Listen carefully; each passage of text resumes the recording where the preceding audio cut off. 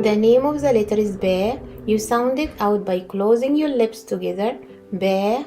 Can you say it? Ba. Next to the arrow you see 3 joined ba. Ba in the beginning, middle and end. Now let's sound out ba with fatha. Fatha is a small line above a letter and it sounds like ba. Open your lips a little and say ba. Ba, fatha, ba. Now let's sound out ba with kasra. Kasra is a small line under the letter and it sounds like B. Ba, kasra, B. B. Now let's sound out ba with dhamma.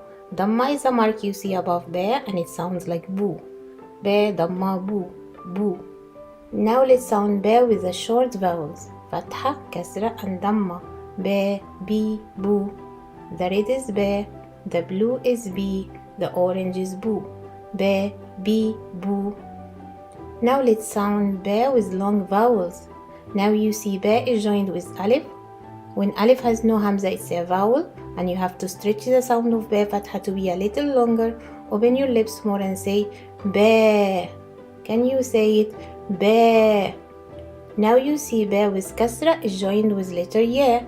So you have to stretch the sound of ba kasra to be a little longer and you say B.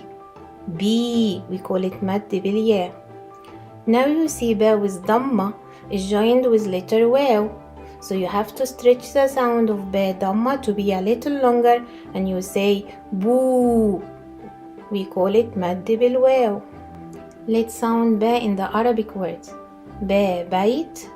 Ba bait. That's the way to say house in Arabic. You see ba fatha in the beginning joined with ya and ta.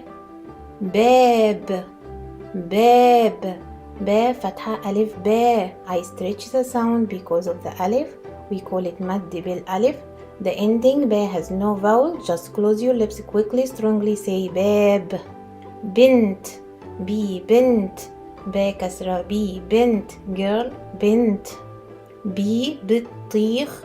B بتطيخ. Ba kasra B بتطيخ. That's the way to say watermelon in Arabic. برتقال. برتقال. Oranges. Ba damma bu. برتقال. That's the way to say oranges. Now let's make an Arabic sentence. The arrow is showing you from where to read and write Arabic. أنا I أحب like البطيخ the watermelon. أنا أحب البطيخ.